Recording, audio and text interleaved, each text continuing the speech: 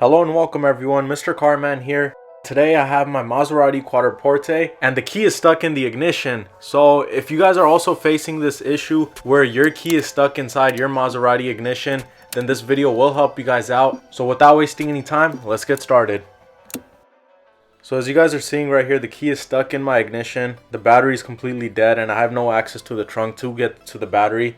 So to take the key out, you're either going to grab a long nail or a screwdriver, and then you're going to insert it into the hole behind the key. So here's the hole, and the second you insert it in, you're going to see the key turn a little, as you guys saw right here.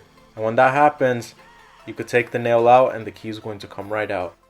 I know there isn't a lot of videos on the Maserati, so if this video did help you guys out, I would really appreciate if you guys could hit the like and share button. And if you guys want to see more videos on my Maserati Quattroporte, please make sure to subscribe to my channel, MrCarMAN, and I'll catch you guys soon with another video. Thank you.